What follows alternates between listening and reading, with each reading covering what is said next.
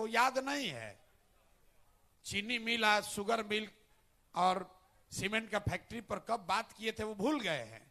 हिंदू मुस्लिम और जात से न निकलने वाले लोग आकर सवाल ऐसे कर रहे हैं कि अभी जाकर प्रशांत किशोर को सिखाइए देंगे, अभी जाकर पूछते हैं इनको कि क्या कर लेंगे।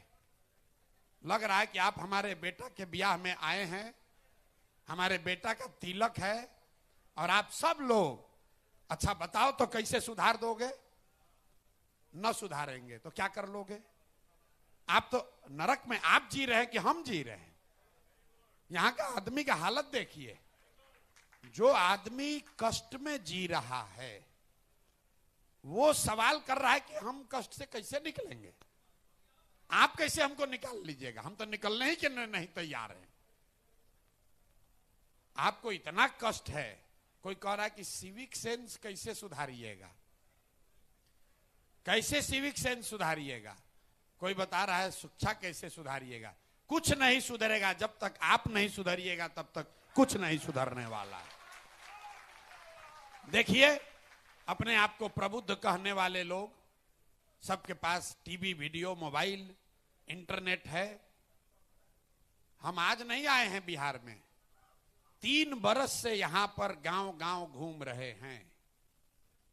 कोई ऐसा सवाल आपने नहीं पूछा जिसका जवाब मैंने 3 बरस में नहीं दिया है। और आप अब आए हैं सभा में तो सोच कर आए हैं कि देखो ना, चलो अभी आज प्रशांत किशोर के सबक सिखा दे। देखा ना, हम सवाल ना पूछता नहीं, कैसे सुधार दिया। कोई आपने ऐसा सवाल नहीं पूछा जिसका जवाब नहीं दिया गया है।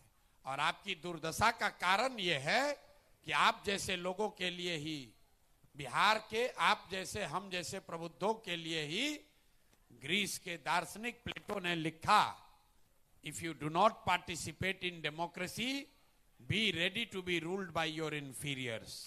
अगर आप राजनीति में भागीदार नहीं बनिएगा तो इस बात के लिए तैयार रहिए कि कोई मूर्ख आदमी राजा बनकर आप पर शासन करेगा। राजनीति में भागीदार का मतलब यह नहीं है कि हर आदमी राजनीति ज्वाइन कर ले, लेकिन आपके जीवन में, आपके राज्य में, आपके जिले में, आपके गांव पंचायत में 3 बरस से कोई प्रयास हो रहा है और आपको पता भी नहीं है, आपको उसका पता भी नहीं है कि भाई शिक्षा पर जनसुराज में क्या कहा जा रहा है। आपको यह पता भी नहीं है कि बेरोजगारी पलायन रोकने के लिए जनसुराज क्या कह रहा है। हमारा बोलते बोलते 2 बरस से गला में गांठ पड़ गया। 1 लाख बार ये सवाल का उत्तर दे दिए, लेकिन फिर आदमी आता है वही सवाल पूछता है। और यही आपके दुर्दशा का मुख्य कारण है। आपको सुधरना नहीं है। आप तो ऐसे बोल रहे हैं। कोई पूछा काहे आप पर भरोसा करे, काहे भरोसा करे? अरे भाई बिल्कुल मत करो। आप तो ऐसे बात कर रहे हैं जैसे आप स्विट्जरलैंड में रह रहे हैं। अब सोच रहे हैं कि नया आदमी पर भरोसा करके कुछ गड़बड़ा ना जाए। आप हम पर भरोसा क्यों करें? बिल्कुल मत करो भाई। किसने कहा है भरोसा करने के लिए? किसने कहा है आपको कि आप हम पर भरोसा कीजिए? हम तो रोज मन से कहते हैं कि भाई बिल्कुल हम पर भरोसा मत करो, लेकिन कम से कम अपने बुद्धि का, अपने अनुभव का इस्तेमाल करके अपनी स्थिति को जांचो, परखो, देखो तो भाई कि आप किस दुर्दशा में जी रहे हैं और इससे निकलने का कोई रास्ता, उपाय है भी कि नहीं है। अगर ठीक लगे तो उससे जुड़िए और न ठीक लगे तो जैसे जिंदगी चल रहा है वैसे चलाइए। दिक्कत क्या है इसमें? अब आपने सवाल पूछा है, इस सवाल का कोई मतलब है? लोग पूछता है कि भैया आप पर भरोसा कैसे करें? अरे भाई, हम शक्ल से आपको इतना बुर्बक लग रहे हैं कि हमको आपको धोखा देना है, किसी नेता को आपको ठगना है तो आकर कहेगा सभा में कि हम आपको ठगने वाले हैं? ये कोई कहता है भाई? आप पूछ रहे हमको ठगिएगा नहीं ना? अरे भाई, जिसको ठगना है वो कहेगा कि हम ठगेंगे आपको। ये कोई सवाल है कि भैया आप पर भरोसा कैसे करें? मेरे भाई, अगर आपने सवाल लेकिन आप तो पूछिएगा ही। आप आए हैं यहां ये सोच कर आए हैं कि आज तो प्रशांत किशोर का एकदम कलई खोल देंगे। देखिएगा ना, हम जाके सवाल पूछेंगे, कुछ जवाब नहीं दे पाएंगे। तब आप पूछें तो जवाब दे देते हैं कि आपको जन सुराज पर भरोसा करना चाहिए या नहीं। मान लीजिए कि आपको चीनी का रोग है, बहुत लोगों का होगा आपके घर परिवार में। चीनी का रोग एक बार हो गया, आप डॉक्टर के पास जाइएगा दवा लेने, तो डॉक्टर साहब बताएंगे कि भैया ये चीनी का रोग का इलाज नहीं है, 2 सुबह शाम गोली खाइए, थोड़ा संयम से रहिए, कम खाना खाइए, योगा कीजिए, सुबह में उठ के टहलिए तो चीनी कंट्रोल में रहेगा। आप घर आ जाइएगा मायूस होकर, कब तो भैया चीनी का रोग हो गया है, कोई उपाय नहीं है। फिर कोई आकर दोस्त मित्र बताएगा एक नए डॉक्टर आए हैं पटना में, उनके पास इसका इलाज है। आप जाइएगा पटना भागते हुए कि चलिए शायद इलाज हो जाए। तो डॉक्टर साहब पटना में डॉक्टर साहब ने बताया कि ना भाई, दवा जो मुजफ्फरपुर में डॉक्टर ने लिखा है वो तो ठीक ही है, हम इतना सुधार कर देंगे कि आपको सुबह शाम गोली नहीं खाना पड़ेगा, 1 गोली खाइए, इसी से काम चलेगा, लेकिन संयम तो रखना ही पड़ेगा, रोग ठीक नहीं होगा। अब आप मान लिए कि भाई मेरा जीवन तो ऐसे ही चलना है, चीनी का रोग है, इसके साथ ही जीवन बिताना है। फिर अचानक से कोई मित्र आकर बताया कि दिल्ली में एक नए डॉक्टर आए हैं, वो बता रहे हैं, उनके लोग बता रहा है उनके पास चीनी के रोग का इलाज है। आप जाइएगा दिल्ली टिकट उकट लेकर, डॉक्टर साहब से पूछा आपने कि सर सुने हैं कि आपके पास चीनी के रोग का इलाज है, ये हो सकता है क्या? डॉक्टर ने आपको बताया हाँ हो तो सकता है, दवा तो एक नई आई है, एक नई दवा आई है, इसको खाने से चीनी का रोग ठीक हो जाएगा, लेकिन गारंटी नहीं है, 50% संभावना है, ठीक हो भी सकता है, ठीक नहीं भी हो सकता है। आप अगर बहुत जागरूक हैं तो आप क्या सवाल कीजिएगा कि सर 50% संभावना है, कोई नुकसान तो नहीं ना है, दवा खाने से कोई नुकसान हो सकता है? आप बोलिएगा डॉक्टर ने बताया ना नुकसान नहीं है, इतना तो जांच परख लिया गया है, नुकसान नहीं है, लेकिन ठीक होने की संभावना 50% ही है। तो आप क्या कहिएगा कि ठीक है सर 50% संभावना है ना, दीजिए दवा, हम ट्राई कीजिए शायद ठीक हो जाए। तो मेरे भाई जन सुराज वही नई दवा है, वही नई दवा है, इससे सुधार हो भी सकता है और सुधार नहीं भी हो सकता है। लेकिन जिसको पहले से वोट देते आए हैं वो एक्सपायर दवा है, राजद, जदयू, भाजपा, कांग्रेस, जिसको आपने जांच लिया, परख लिया, 10 बरस से खा रहे हैं, जान गए कि इससे बढ़िया नहीं होगा। तब आप तय कर लीजिए मुजफ्फरपुर के होशियार लोग कि आपको एक्सपायर दवा ही खाते रहना है कि नई दवा को ट्राई करना है। नया दवा ट्राई करना है तो जन सुराज में जुड़िए, और नहीं तो जो पहले से चल रहा है जांचा परखा वही खाइए, संयम से रहिए, ट्रैफिक और जो व्यवस्था चल रही है उसी में जिंदा रहिए। ये क्यों जरूरी है, अब इसको साइंटिफिकली समझिए। अभी तो आपको हम कैजुअली बता रहे हैं तो कुछ लोग हंस रहे हैं। इस देश में 5 ऐसे राज्य हैं जहां इस देश की 1/3 इकोनॉमी है, 5 ही राज्य है जहां 1/3 अर्थव्यवस्था है। कौन कौन है? केरल, तमिलनाडु, आंध्र प्रदेश, तेलंगाना और कर्नाटक। इन 5 राज्यों में 1/3 देश का अर्थव्यवस्था है। जब देश आजाद हुआ तो बिहार की स्थिति भी कमोबेश इन्हीं 5 राज्यों के बराबर ही थी। आज ये राज्य इतने आगे कैसे हो गए? तो मैं आपको बता रहा हूं एक चीज जो इन 5 राज्यों में कॉमन है, भाषा अलग अलग बोली जाती है, अलग अलग दलों का शासन है, अलग अलग भांति भांति के लोग हैं, वहां पर भी भ्रष्टाचार है, बिहार से कम नहीं है, यहां से ज्यादा भ्रष्टाचार है, वहां पर भी जातिवाद है, वहां पर भी इसी देश का संविधान है।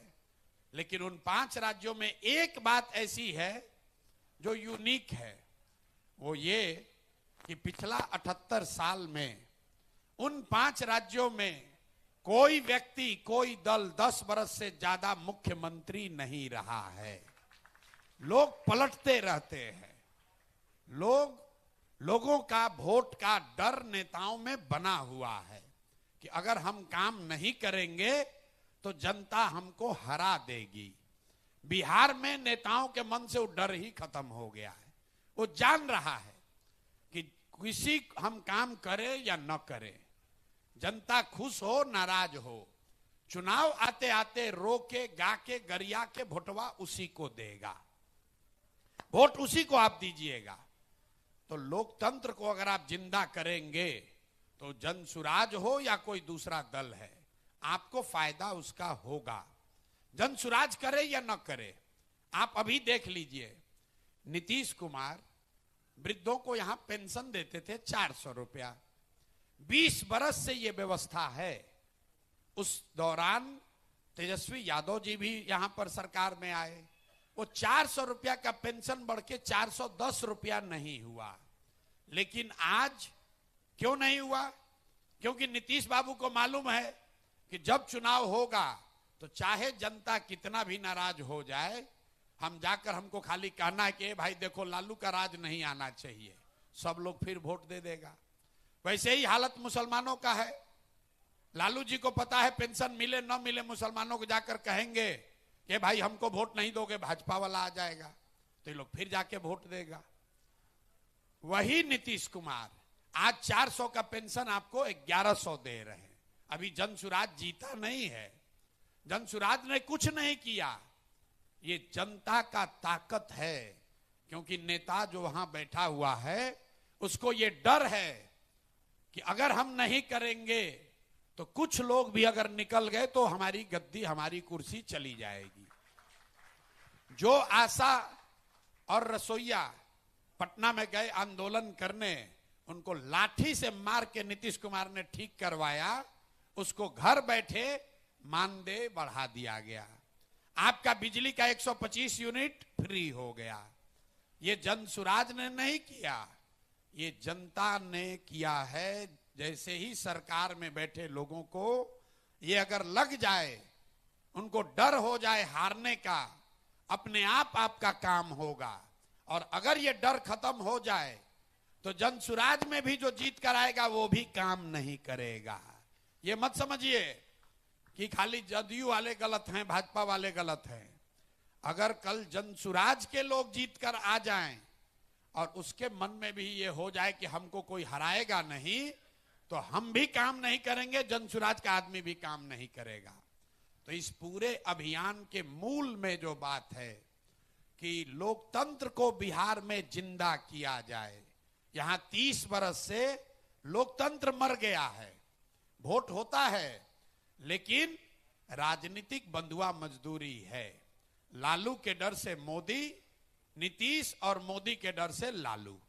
आप देख लीजिए सब समाज का हालत, मुसलमानों की हालत इस राज्य में दलितों के बाद सबसे ज्यादा खराब है। ये हमसे ज्यादा, आपसे ज्यादा मुसलमान जानता है, लेकिन फिर भी वो जाके लालू जी को वोट देगा। क्यों देगा? क्योंकि वो बेचारा डर के मारे भाजपा को दे नहीं सकता है, तो जाके लालू जी को फिर वोट देगा। इसी तरीके से हिंदुओं का एक बड़ा वर्ग है जो बहुत कष्ट में है, लेकिन जब वोट की बात आती है तो जाति की बात नहीं है, वोट की बात आती है तो कहता है कितनो खराब है। तो लालू का जो जंगल राज था उससे तो बढ़िया है रे भाई, 6 बजे ही पूरा मुजफ्फरपुर बंद हो जाता था। तो सारे शिकायतों के बावजूद आप जाकर फिर उसी नीतीश कुमार, उसी मोदी को, उसी एनडीए को वोट देंगे जिससे कि आप इतना प्रताड़ित हैं। तो जनसुराज आपको वो एक विकल्प दे रहा है। अच्छा है, खराब है, आपको पसंद है, नहीं है, वो आपका आकलन का विषय है। आप उसको देखिए, जांचिए, परखिए, ठीक लगे तो जुड़िए, न ठीक लगे तो जिसके साथ है उसके साथ रहिए। लेकिन बिहार की ये दुर्दशा इसलिए है कि यहां 30-35 साल से राजनीतिक विकल्प खत्म हो गया है। वो विकल्प नया बनाया जा रहा है और इस विश्वास से बनाया जा रहा है कि समाज उसको देखेगा, समझेगा, लोग अपने भविष्य को उसमें ढूंढेंगे। अगर हम लोग अपना सही काम करेंगे आपका विश्वास बनेगा, नहीं बनेगा तो भी कोई बात नहीं है। आपको जो अभी जिंदगी अच्छा लग रहा है तो इसी में जिंदा रहिए, इसमें दिक्कत क्या है? हम लोग एमएलए एमपी बनने नहीं आए हैं, हमको एमएलए एमपी नहीं बनना है। एमएलए एमपी मंत्री बनकर जितना रुपया पैसा शान शौकत इज्जत आप कमा सकते हैं, उससे सैकड़ों गुना ज्यादा पैसा साधन व्यवस्था भगवान ने हमको दिया है। अहंकार नहीं है। हम लोग बहुत साधारण परिवार से आते हैं, यहां वापस आए हैं, वापस मंत्री और एमएलए बनने नहीं आए हैं। इस मिट्टी का कर्ज है, यहीं से पैदा हुए हैं और ये समझते हैं कि अगर हम लोग जैसा व्यक्ति इसको सुधारने का प्रयास नहीं करेगा तो कौन करेगा। आपकी चिंता है कि प्रशांत किशोर जनसुराज जीतेंगे कि नहीं, आपकी चिंता है कि जीतने के बाद ये सुधारेंगे कि नहीं। मेरे भाई, जितने यहां समझदार लोग बैठे हैं, आप अपने आप से पूछिए कि बिहार में सुधार का प्रयास होना चाहिए कि नहीं होना चाहिए। और अगर प्रयास होना चाहिए तो प्रयास हम करें या आप करें। प्रयास आज हो या 20 वर्ष के बाद हो, करना तो किसी न किसी बिहार के ही व्यक्ति को पड़ेगा। और आपके सवाल कभी खत्म नहीं होंगे, आपकी आशंकाएं कभी खत्म नहीं होंगी, लेकिन उसका रास्ता निकालिए। आपको ये उत्तर ढूंढना है कि भाई बिहार में सुधार का प्रयास होना चाहिए कि अभी जो स्थिति है उसी को जारी रखना चाहिए। और अगर आप समझते हैं कि प्रयास होना चाहिए तो फिर आपके पास दो ही विकल्प है, या तो उस प्रयास में कंधा लगाइए और नहीं तो बाहर बैठ के आलोचना कीजिए, कमेंट्री कीजिए। लेकिन आपको एक उदाहरण देता हूं। हम और आप महाभारत के किस्से कहानी सुनते हैं। महाभारत में सबसे ज्यादा चर्चा अभिमन्यु की होती है, चक्रव्यूह की होती है।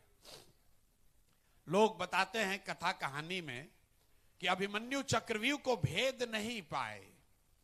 6 दरवाजा तोड़ने के बाद अभिमन्यु को लोगों ने घेर के मार दिया। लेकिन यहां जितने लोग भी महाभारत का कथा कहानी सुने होंगे, आप और हम इस बात की चर्चा करते हैं, अभिमन्यु के शौर्य की गाथा गाई जाती है, उनके पराक्रम की, उनके प्रयास की चर्चा होती है। उनको घेर कर मारने वाले का नाम कोई नहीं जानता है। तो अगर बिहार को सुधारने के लिए, इस चक्रव्यूह को भेदने के लिए पूरा जीवन भी समाहित करना पड़े तो भी हम लोग जनसुराज में उस संकल्प के साथ आए हैं। और अगर इसको करते हुए सब कुछ बर्बाद भी हो जाए तो भी कोई चिंता नहीं है। तो भी जब इस कालखंड का इतिहास लिखा जाएगा तो लोग ये कहने को मजबूर होंगे कि नहीं, 2022, 23, 24 में कोई आदमी, कोई कुछ लोग जरूर उन्होंने उठकर बिहार को सुधारने का प्रयास किया था। आप उसमें न जुड़े वो आपकी मर्जी है। लेकिन मेरे भाई, अगर नहीं जुड़ोगे तो आने वाले समय में कोई कह रहा है कि बीमारू स्टेट था वो सुधर गया, उसको आपने जाकर नहीं सुधारा। अगर यूपी में सुधार हुआ या मध्य प्रदेश में सुधार हुआ या राजस्थान में सुधार हुआ, जहां पर सुधार हुआ है वहां पर वहां के लोगों ने उसको सुधारा है। आप सोच रहे हैं कि हम मुजफ्फरपुर में हिंदू मुसलमान करते रहे, मंदिर मस्जिद पर वोट देते रहे और सब मुजफ्फरपुर लंदन के जैसा हो जाए। नहीं हो सकता है। जो बोइएगा वही काटिएगा, गलत बोइएगा गलत काटिएगा। तो आज जो बिहार की दुर्दशा है वो आपके हमारे वजह से खाली नहीं है। किसी एक दल, एक नेता ने इसको नहीं बर्बाद किया है, इसके लिए पूरा समाज दोषी है। आप भी दोषी हैं, हम भी दोषी हैं, नेता भी दोषी है। नेता को आपने, हमने चुनकर वहां बैठाया है, वो अपने से चुनकर थोड़े ना आया है। मुजफ्फरपुर में पंजाब का आदमी आकर थोड़े वोट किया था, वोट आपने किया है, आपने विधायक को जिताया है। और अब आप कह रहे हैं कि सर यहां सब खराबे है। तो अगर सब खराबी है तो वोट आप फिर क्यों देते हैं उसी आदमी को? क्यों दे रहे? भाई साहब कह रहे चीनी का फैक्ट्री चालू होगा। यहां पर जितने लोग आए हैं, बहुत सारे लोग मोदी जी के भक्त होंगे, भाजपा के, एनडीए के वोटर हैं। आप बताइए 2014 में मोदी जी का भाषण हम ही ने लिखा था। चंपारण में मोदी जी ने कहा कि इसी चीनी मिल के चीनी से चाय पिएंगे तब हम आकर वोट मांगेंगे बिहार में। तो मानिए वो तो प्रशांत किशोर की गलती थी, हमने कहलवाया। 2014 में हमारे झांसे में आप आ गए, हमारा भ्रम फैलाया हुआ था, कुछ लोग दोष ये भी देते हैं, उसमें आपने वोट दे दिया। लेकिन 14 से भैया हो गया 2025। इन 11 साल में 5 चुनाव हुए, मोदी जी कम से कम 20 बार वहां आए, उसी चंपारण में भाजपा के सांसद लगातार जीत रहे हैं, एमएलए भाजपा का जीत रहा है, और आप खड़ा होकर कह रहे हैं कि भैया चीनी मिल चालू नहीं हो रहा है। काहे चालू होगा, कैसे चालू होगा भाई? वोट देना होगा तो उस समय आप हिंदू मुसलमान, Modi ji bullet train America में स्वागत के नाम पर वोट दीजिएगा कि पाकिस्तान का 4 टुकड़ा हुआ कि नहीं। और जब यहां पर बैठे तो कह रहे कि मुजफ्फरपुर में नाला बहुत बह रहा है। अरे भाई, आप नालों के लिए, सिविक सेंस के लिए, पढ़ाई के लिए, रोजगार के लिए वोटे नहीं करते हैं, इसलिए वो सुधार नहीं होता है। हमको भी नहीं कीजिए, ऐसा मत समझिए कि जन सुराज आएगा, प्रशांत किशोर आएंगे तो एकदम सब सुधर जाएगा। जब तक समाज नहीं सुधरेगा, जब तक आप नहीं सुधरोगे, तब तक ये सुधरने वाला नहीं है। एक प्रशांत किशोर आए कि 10 प्रशांत किशोर आ जाए। अब आपका जो सवाल है, शिक्षा क्या कीजिएगा, पलायन कैसे रोकिएगा, मेरे भाई 100 दफे समझा चुके। जन सुराज 3 मूल बातें कह रहा है। लंबा चौड़ा तो कहेंगे, पूरा रात बीत जाएगा और आप सुनने के बाद भी परसों आइएगा, फिर यही सवाल कीजिएगा। 3 मूल बात समझिए क्या कह रहे हैं हम लोग, कि बिहार में अगर स्थिति सुधारनी है तो सबसे पहले यहां पर ये इंश्योर करना होगा कि 0 से 15 साल तक, 15 साल से कम उम्र के बच्चों के लिए इतनी अच्छी शिक्षा की व्यवस्था कर दी जाए कि वो आगे चलकर बिहार की व्यवस्था पर बोझ न बने। तो पहला लक्ष्य ये है। दूसरा लक्ष्य ये है कि जिनका उम्र 15-20 साल से ज्यादा हो गया, अब वो वापस जाकर पढ़ाई नहीं कर सकते हैं, तो उनके लिए ये कह रहे हैं कि 15 से 20 साल से लेकर 50 वर्ष की उम्र तक के लोगों के लिए उनके हाथ में पैसा पूंजी दिया जाए ताकि वो रोजगार कर सकें। और तीसरा, जो 60 वर्ष से ज्यादा जिसका उम्र हो गया, वो न पढ़ सकता है और न रोजी रोजगार कर सकता है, ज्यादातर लोग। तो 60 वर्ष से ज्यादा उम्र के लोग जो इस व्यवस्था के मारे हुए हैं, जीवन में कुछ नहीं हासिल कर पाए, उनके लिए समाज ये जिम्मेवारी ले कि कम से कम 2000 रुपया उसको महीना दिया जाए ताकि वो एक बेसिक डिग्निफाइड लाइफ जी सके। बाकी सड़क बनेगा, फैक्ट्री लगेगी, क्या होगा छोड़ दीजिए। ये 3 बात अगर हो जाए तो 13 करोड़ लोग का जीवन इससे सीधे तौर पर जुड़ा हुआ है। अब इसको कैसे किया जाएगा वो समझिए।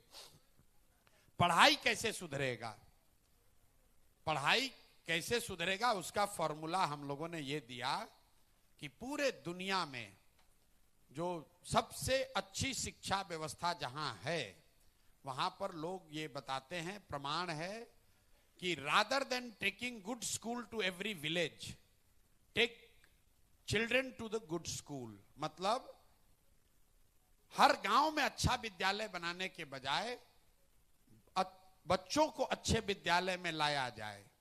ये पूरे दुनिया में ऐसी व्यवस्था खासकर स्कैंडिनेवियन कंट्री में है। तो हम लोग ने जब बिहार का अध्ययन कराया तो पाया कि एक प्रखंड में, अभी जो प्रखंड है, कोई छोटा है कोई बड़ा है, लेकिन औसतन एक प्रखंड में अगर 5 अच्छे विद्यालय बना दिए जाएं और बच्चों को स्कूल बस की सुविधा दे दी जाए, तो कोई ऐसा गांव नहीं है जहां से बच्चे 20 मिनट में स्कूल तक न पहुंच सकें। और ये 5 जो विद्यालय बनाने हैं, ये अभी का विद्यालय न हो, इसके लिए हमने कहा कि विश्व स्तरीय विद्यालय, मतलब नेतरहाट के जैसा विद्यालय। नेतरहाट क्यों कह रहे हैं? रेफरेंस के लिए आपको बता रहे हैं, क्योंकि बिहार के सरकारी व्यवस्था में चलने वाला ये सबसे अच्छा विद्यालय अभी तक रहा है। एक नेतरहाट से करीब 1500 लोग आईएएस आईपीएस एलाइड सर्विसेज में गए हैं। आप अंदाजा लगाइए कि अगर हर प्रखंड में 5 नेतरहाट के जैसे विद्यालय बना दिए जाएं, तो उससे कितना बड़ा आमूल चूल परिवर्तन आ सकता है। अब ये हर प्रखंड में 5 बनेगा कैसे? उसके लिए जनसुराज ने कहा कि अगर हर प्रखंड में एक विद्यालय आपको नेतरहाट जैसा बनाना हो तो भाई 15 से 20 हजार करोड़ रुपया हर साल लगेगा। इसलिए हम लोगों ने कहा कि एक दिन में ये नहीं सुधरेगा, अगले 5 वर्ष में हर साल हर प्रखंड में एक एक विद्यालय को नेतरहाट के स्तर का बनाया जाएगा, क्योंकि उतना ही पैसे का व्यवस्था किया जा सकता है। और जब तक ये व्यवस्था नहीं बनती है बच्चों का उम्र तो रुकेगा नहीं। तो इसके लिए हमने कहा कि अगर आपके गांव पंचायत में सरकारी विद्यालय अच्छा नहीं है, जब तक सरकारी विद्यालय नेतरहाट के स्तर का न हो जाए, आप अपने बच्चे को प्राइवेट स्कूल में भेजिए और उसका फीस सरकार की ओर से दिया जाएगा। अब कुछ लोगों ने कहा अरे भाई इसे तो सब लोग प्राइवेट में चला जाएगा। बिल्कुल नहीं जाएगा। पूरे दुनिया का रिसर्च है, अगर सरकारी और प्राइवेट दोनों व्यवस्था हो तो ज्यादातर लोग सरकारी व्यवस्था में जाना चाहते हैं। आपसे अगर पूछें कि भैया आपका लड़का मेडिकल करना है, उसको पटना मेडिकल कॉलेज में अगर आप कराइएगा, मेडिसिन पढ़ाइएगा, तो उसका फीस आपको भरना पड़ेगा। लेकिन अगर आप रमैया में जाकर पढ़ाइएगा तो उसका फीस सरकार भरेगी। आपसे पूछा जाए कि आप अपने बच्चे को कहां मेडिकल पढ़ाना चाहते हैं, तो ज्यादातर आदमी कहेगा कि हमको रमैया का फीस नहीं चाहिए, हमको पटना मेडिकल कॉलेज में ही एडमिशन करा दीजिए। अगर आपसे कोई पूछे कि भाई आपके बच्चे को पटना साइंस कॉलेज में पढ़ना है या एमएटी में पढ़ना है, अगर एमएटी में पढ़ेगा उसका फीस सरकार देगी, आप क्या कहिएगा? भैया हमको फीस नहीं चाहिए, हमको साइंस कॉलेज में एडमिशन करा दीजिए। ये पूरे दुनिया का रिसर्च है। आपसे कोई कह दे कि भैया आपको इलाज कराने के लिए दिल्ली जाना है, एम्स में जगह मिल रहा है वहां जाओगे कि अपोलो में जाओगे? ज्यादातर लोग कहेगा नहीं भैया हमको एम्स में ही जगह मिलता है तो भेजिए, अपोलो से ज्यादा अच्छा डॉक्टर एम्स में है। तो ये पूरे दुनिया का रिसर्च है। ये अनुमान हम लोग का ये है कि अगर ये व्यवस्था बिहार में बना दी जाए, वाउचर स्कीम, कि जिसका भी बच्चा है उसके पास ये वाउचर हो, वो चाहे तो प्राइवेट में पढ़ाए चाहे तो पब्लिक में पढ़ाए, तो 1/3 से करीब करीब 1/3 गार्जियन अपने बच्चों के लिए प्राइवेट स्कूल ऑप्ट करेंगे। एक अंतिम बात, कई लोगों को लगता है सरकारी विद्यालय मुफ्त है। मुफ्त नहीं है। बिहार में प्राथमिक विद्यालय पर प्रति छात्र हर महीने सरकार 864 रुपया खर्च करती है। ध्यान रखिए, जो विद्यालय आपको फ्री लग रहा है, हर बच्चे पर बिहार सरकार 864 रुपया प्रति महीना खर्च कर रही है। तो अगर उसी इलाके में आप प्राइवेट स्कूल में अपने बच्चे को भेजिएगा और सरकार पैसा भरे तो 500-600 रुपया से ज्यादा नहीं होगा।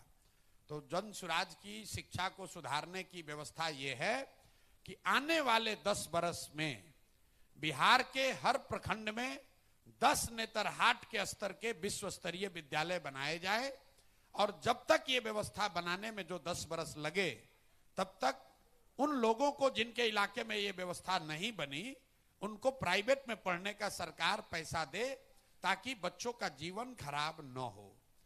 दूसरी बात जो है यहाँ रोजगार और पलायन, यही अंतिम सवाल का उत्तर देंगे फिर बात खत्म करेंगे। सबसे बड़ी समस्या है रोजगार, उससे जुड़ा हुआ है पलायन। बिहार एकमात्र ऐसा राज्य है पूरे देश में जहां कोई ऐसा घर नहीं है जहां से पलायन नहीं है। कई लोगों को लगता है कि पलायन तो गरीब का समस्या है। पलायन गरीब की समस्या नहीं है, बिहार के हर घर की समस्या है। फर्क बस इतना ही है कि गरीब का बच्चा जा रहा है बाहर मजदूरी करने और मध्यम वर्गीय परिवार के बच्चे जा रहे हैं बाहर नौकरी या पढ़ाई करने। जा रहा है सबका बच्चा बाहर जा रहा है। तो हम लोगों ने कहा पलायन रोकने के लिए क्या करेंगे? पलायन रोकने के लिए फैक्ट्री लगाने से पलायन नहीं रुकेगा। पीछे कोई खड़ा होकर कह रहा था औद्योगिकीकरण होना चाहिए, इंडस्ट्रियलाइजेशन होना चाहिए। उद्योग से मेरे भाई पलायन नहीं रुक सकता है, ये भ्रम मत पालिए। कुछ लोगों को लग रहा है तेजस्वी यादव जैसे लोग कह रहे हैं कि हम सरकारी नौकरी दे देंगे उससे रुकेगा। तो ये पहले आंकड़ों को समझ लीजिए। बिहार में 80 साल 78 साल में कुल 23.25 लाख लोग ही सरकारी नौकरी करते हैं। चपरासी से लेकर मुख्य सचिव तक सबकी गिनती कीजिएगा तो आपको पता चलेगा कि 23.25 लाख लोग ही सरकारी नौकरी करते हैं। तो अगर 80 साल में सिर्फ 23 लाख लोगों को ही नौकरी मिली तो आने वाले 10 वर्ष में 13 करोड़ आदमी को, 5 करोड़ आदमी को तो मिल नहीं सकता है। कुल 2% आदमी ही सरकारी नौकरी बिहार में करता है और पूरे देश में 3% आदमी सरकारी नौकरी करता है। कुछ लोगों को लगता है कि बड़ा वैकेंसी है, उसमें बहाली हो जाएगा। अगर देश के स्तर पर भी ला दिया जाए तो करीब करीब 5-5.5 लाख और लोगों को नौकरी मिल सकती है। तो सरकारी नौकरी तो यहां रोजगार का जरिया नहीं हो सकता है। दूसरा, जिसको लगता है कि उद्योग लगने से होगा, तो भैया अगर आप अर्थशास्त्र की थोड़ी बहुत भी समझ रखते हैं तो अर्थशास्त्र के 3 पिलर हैं। एक है कृषि, किसी भी अर्थव्यवस्था का 3 पिलर है, 3 कंट्रीब्यूटरी चैनल है। एक है कृषि, एक है उद्योग और एक है सर्विस सेक्टर। तो कृषि और उद्योग दोनों को मिला दीजिएगा तो भी 30% अर्थव्यवस्था ही कृषि और उद्योग में है। देश के स्तर पर और बिहार में भी 30% अर्थव्यवस्था ही कृषि और उद्योग से जुड़ी हुई है। 70% अर्थव्यवस्था का कृषि और उद्योग से कोई लेना देना नहीं है, वो सर्विस सेक्टर है। आप स्कूल चलाते हैं, होटल चलाते हैं, रेस्टोरेंट में खाना खाते हैं, डॉक्टर साहब डॉक्टरी कर रहे हैं, वकील हैं, हर तरह का जो आप काम करते हैं। तो अगर बिहार में रोजगार लाना है तो वो रोजगार सर्विस सेक्टर में ही आ सकता है, वो मैन्युफैक्चरिंग में नहीं हो सकता है, वो कृषि में नहीं हो सकता है, पूरे देश में नहीं है, यहां भी नहीं हो सकता है। तो उसके लिए हम लोग क्या कह रहे हैं, बिहार में रोजगार के लिए पलायन बंद करने के लिए जनसुराज ने 3 पॉइंट प्रोग्राम दिया है। पहला पॉइंट क्या है, यहां पर समाज में पूंजी की उपलब्धता हो। बिहार से हर साल 2.5 लाख करोड़ रुपया, ध्यान दीजिए, 2.5 लाख करोड़ रुपया आपका और हमारा बैंकों के जरिए दूसरे राज्यों में भेजा जाता है, जिसको reserve bank of India CD ratio कहता है। इसका मतलब है कि जितना पैसा हमने आपने बैंक में रखा उसके एवज में बैंक ने कितना पैसा वापस ऋण के तौर पर समाज को वापस दिया, घर बनाने के लिए, गाड़ी खरीदने के लिए, पढ़ाई करने के लिए, बिजनेस करने के लिए। तो बिहार में अगर आपने हमने 100 रुपया बैंक में जमा किया तो बैंक वाले सिर्फ 40 रुपया ही कर्ज के तौर पर आपको देते हैं, बाकी का 60 रुपया कहां जाता है? 60 रुपया जो है वो बैंक वाले दूसरे राज्य में भेजते हैं जहां उद्योग चल रहा है, जहां रोजगार आ रहा है। पिछले वित्तीय वर्ष में बिहार की गरीब जनता ने, आपने हमने बैंकों में जमा किया 4,21,000 करोड़ रुपया। ध्यान से सुनिए, 4,21,000 करोड़ रुपया आपने हमने जमा किया बैंक में, और बैंक ने टोटल ऋण के तौर पर बिहार के लोगों को दिया 1,61,000 करोड़ रुपया। बाकी का पैसा कहां गया? बाकी का पैसा चला गया गुजरात, कर्नाटक, तमिलनाडु, आंध्र प्रदेश, केरल। वहां पर सीडी रेशियो कितना है? वहां सीडी रेशियो है 90, 92, 95, 100। मतलब अगर आंध्र प्रदेश में लोगों ने बैंकों में 100 रुपया जमा किया तो बैंक ने 105 रुपया वहां ऋण के तौर पर दिया। बिहार में आपने 100 रुपया जमा किया, आपको 40 मिला। इसका नतीजा क्या होता है? 1990 में जब लालू जी मुख्यमंत्री बने तब से लेकर पिछले वित्तीय वर्ष तक बिहार से करीब करीब 26.5 लाख करोड़ रुपया, 26.5 लाख करोड़ रुपया बैंकों ने यहां से ट्रांसफर किया है दूसरे राज्य में। न इसकी समाज में चर्चा है, न सरकार में चर्चा है, न ये पत्रकार लोग बोल रहे हैं। कोई नहीं पूछ रहा है कि 26.5 लाख करोड़ रुपया यहां से जो बाहर चला गया उसकी वजह से यहां उस एक कारण है यहां की गरीबी का। आप उसको अपने जीवन में समझिए।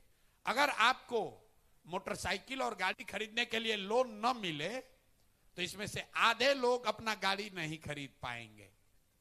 अगर आपको लोन न मिले तो ये बिल्डिंग होटल नहीं बना सकते हैं। वो बहुत बड़ा स्रोत है समाज में तरक्की का। और बिहार में तो जन सुराज ये कह रहा है, और ये बैंकों की मनमर्जी नहीं है, उन पर लीगल बाइंडिंग है। 70% पैसा कम से कम उनको देना ही देना है। और इसके लिए मुख्यमंत्री की अध्यक्षता में बिहार में भी अन्य राज्यों की तरह एक कमिटी है जिसका काम है ये देखना कि 70% पैसा समाज को वापस मिल रहा है कि नहीं। लेकिन जैसे बिहार में टीचर, दरोगा, सीओ, बीडीओ मुख्यमंत्री का बात नहीं मान रहा है, वैसे बैंकर भी नहीं मान रहे हैं। और समाज और सरकार में इसको लेकर कोई जागरूकता नहीं है। आप यहाँ के फिनांस मिनिस्टर को बुलाइए और जितना बड़ा बड़ा सवाल आप पूछे, एक सवाल आप अपने से पूछिए कि सीडी रेशियो क्या होता है। बिहार से 25 लाख करोड़ रुपया पूंजी चला गया ना। आज तक आपने पेपर में पढ़ा, कह रहा है कि जन सुराज पेपर में नहीं छपता है, तो पेपर में तो ये भी नहीं छपता है कि 25 लाख करोड़ रुपया बैंक वाला यहां से दूसरे राज्य में भेज दिया। पेपर में ये भी नहीं छपता है कि यहाँ के फिनांस वित्त मंत्री को इसकी जानकारी है भी कि नहीं है। तो पहला काम जन सुराज ये कह रहा है कि पूंजी की उपलब्धता सुनिश्चित की जाएगी और 6 महीने के अंदर यहाँ के सीडी रेशियो को 70 किया जाएगा, ताकि हर साल 2-2.5 लाख करोड़ रुपया समाज को अपने अपने स्वरोजगार के लिए, बिजनेस के लिए, व्यापार के लिए, पढ़ाई के लिए उपलब्ध होगा। दूसरी बात हम लोग ये कह रहे हैं कि मनरेगा को सीधे कृषि से जोड़ देंगे। ये क्यों कह रहे हैं? बिहार में 55 लाख हेक्टेयर जमीन है जहां खेती हो सकती है। उसमें से सिर्फ 2 लाख हेक्टेयर जमीन ऐसा है जहां नगदी फसल की खेती होती है। बाकी जगह, बाकी खेत में धान, गेहूं, ज्वार, बाजरा, मकई वही हो रहा है। आइडियली अर्थशास्त्री बताते हैं कि कम से कम 1/3 जमीन में नगदी फसल होनी चाहिए। मतलब सब्जी की खेती होनी चाहिए, मसाले की खेती होनी चाहिए, जिससे कि लैंड की प्रोडक्टिविटी बढ़े, एग्रीकल्चर जो है वो कमाने का जरिया बने। ये बिहार में हम लोग उसके लिए क्या कह रहे हैं कि जो भी किसान धान गेहूं की खेती छोड़कर नगदी फसल की खेती करेगा, उसको मनरेगा के तहत मजदूर मुफ्त में दिए जाएंगे। उसका फायदा क्या होगा कि जितने कृषि से जुड़े हुए मजदूर हैं जो पंजाब और हरियाणा जा रहे हैं, उनको यहीं पर वो लेबर कंज्यूम हो जाएंगे। दूसरा इसका फायदा यह है कि पहले स्कीम के तरह इसमें बजट से 1 रुपया भी खर्च नहीं है। जैसे सीडी रेशियो सुधारने के लिए बिहार सरकार को 1 रुपया भी खर्च नहीं करना है, एडमिनिस्ट्रेटिव मेजर है। उसी तरह मनरेगा को कृषि से जोड़िएगा तो 1 रुपया भी अलग से खर्च नहीं होगा।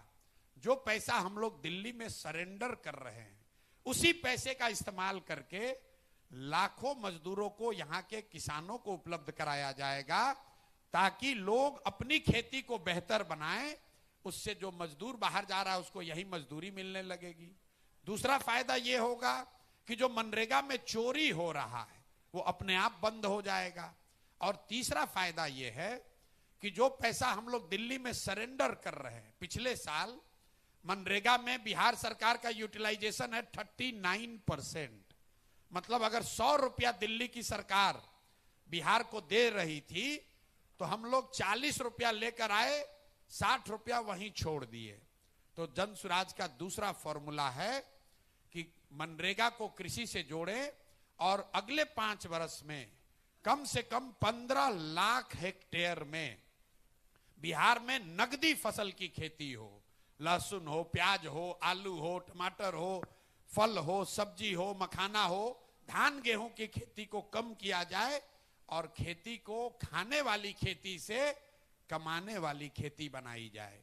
बिहार में आप गांव देहात में सुनते होंगे, लोग कहता है कि रोपनी करने आए हैं, कमाने के लिए लुधियाना जाएंगे।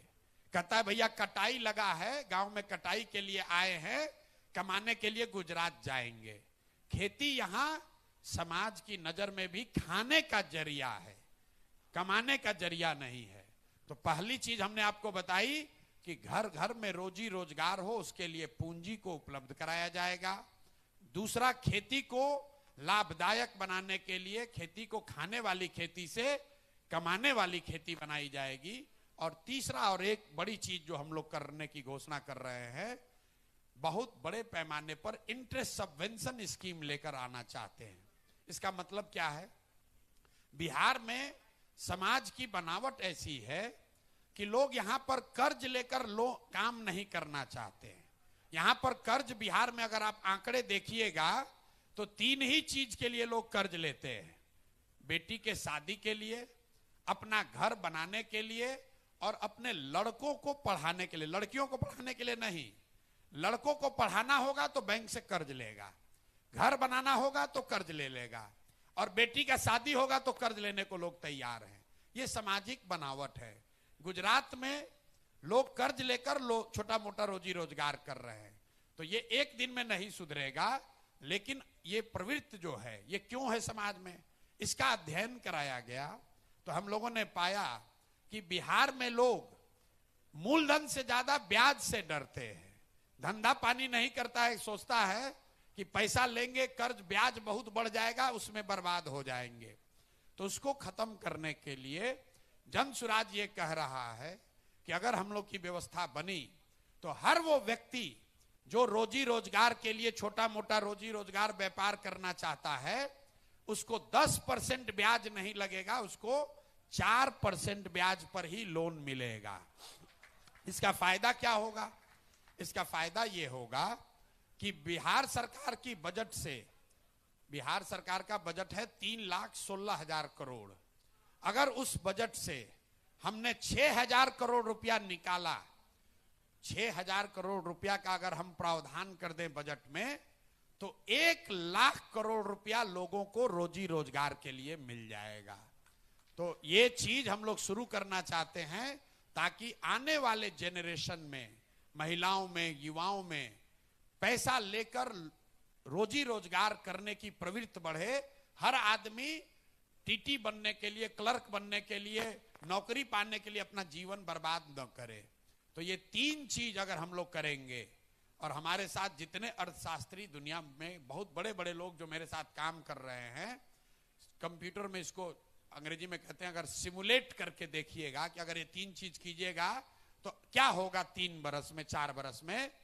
तो जब इसको सिमुलेट करके देखा गया कि अगर ये 3 चीज कर दिया जाए कि हर साल 2-2.5 लाख रुपया, 2-2.5 लाख करोड़ रुपया यहां के लोगों को उपलब्ध हो जाए, कृषि को मनरेगा से जोड़कर 1/3 कृषि नकदी फसल की होने लगे, और 4% ब्याज पर लोगों को लोन उपलब्ध हो जाए, तो कम से कम 50 लाख नए लोगों को रोजगार अगले साल मिल जाएगा।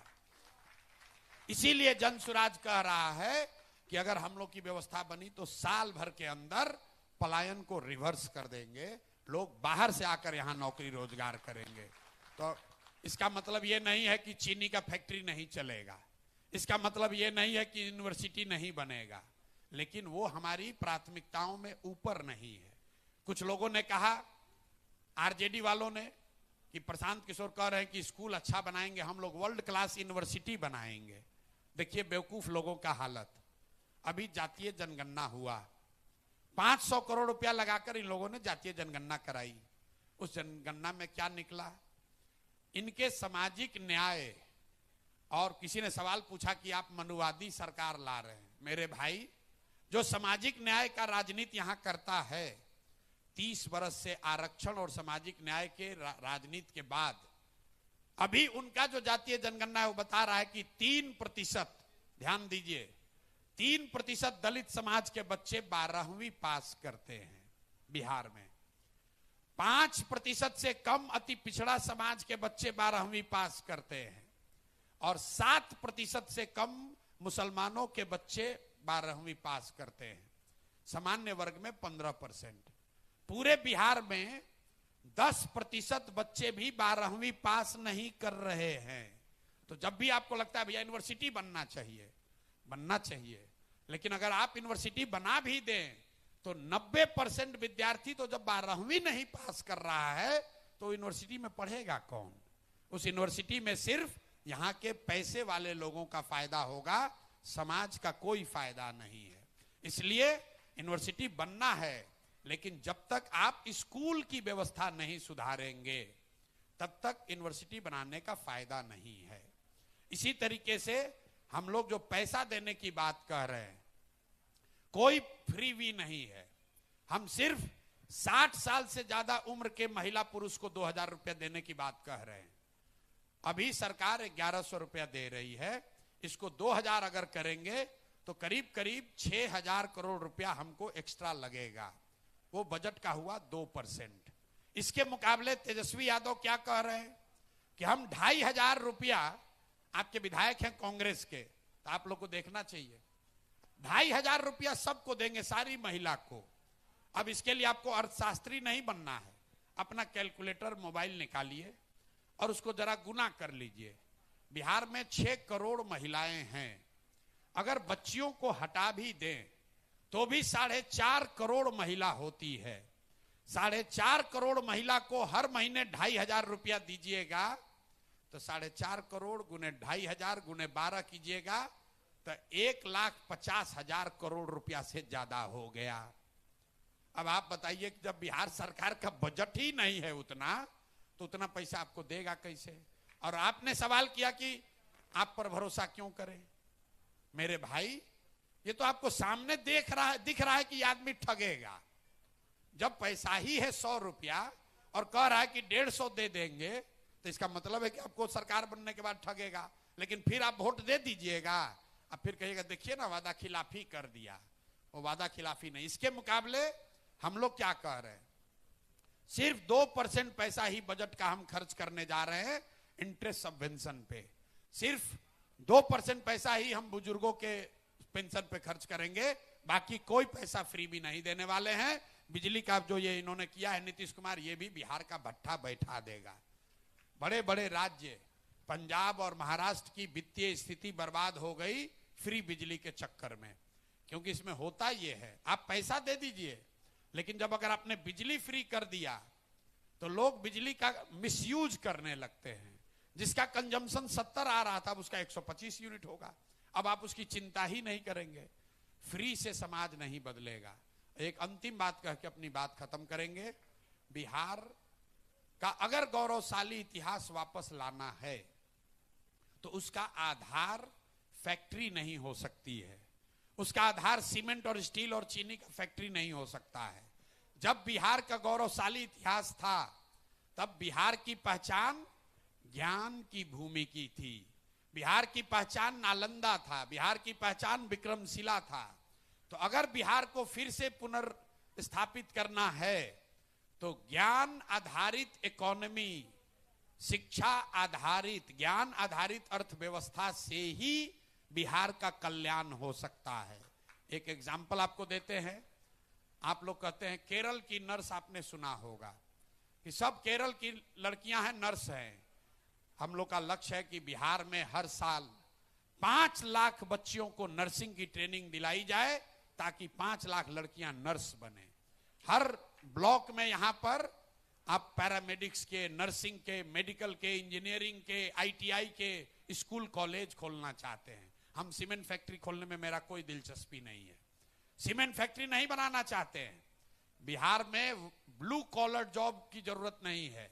ब्लू कॉलर जॉब मतलब फैक्ट्री में लेबर। अब जमाना है व्हाइट कॉलर जॉब का, जो लड़के काम कर रहे हैं टेक्नोलॉजी में, जो लड़के काम कर रहे हैं सर्विस सेक्टर में। तो बिहार को अगर तरक्की करनी है तो हम लोग को सरस्वती को वापस लाना है।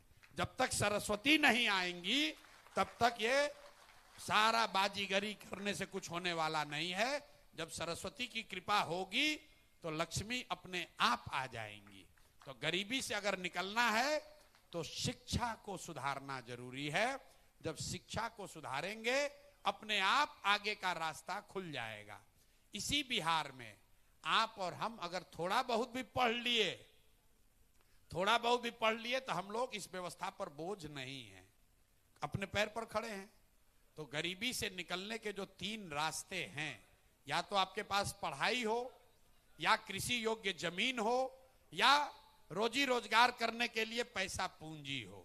इन तीनों चीजों को जब तक उपलब्ध नहीं कराइएगा, शिक्षा, जमीन और पूंजी, बिहार में 2/3 आबादी के पास ये तीनों में तीनों चीज नहीं है। तो जन सुराज फंडामेंटल लेवल पे ये कोशिश कर रहा है कि हम लोग की व्यवस्था बने तो 2/3 से ज्यादा लोगों को कम से कम शिक्षा, जमीन और पूंजी में एक चीज मिल जाए ताकि वो गरीबी से निकल सके। बहुत बहुत धन्यवाद।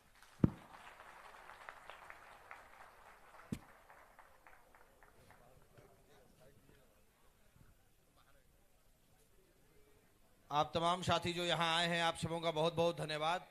जितने भी पत्रकार महोदय हैं, आपसे निवेदन है बाहर गाड़ी के पास रुक जाएं, वहां पे प्रशांत जी आप सबों से बातचीत करेंगे। आप जो भी साथी यहाँ आए हैं, आपसे निवेदन है कृपया खाना खाकर ही जाएं। बहुत बहुत धन्यवाद।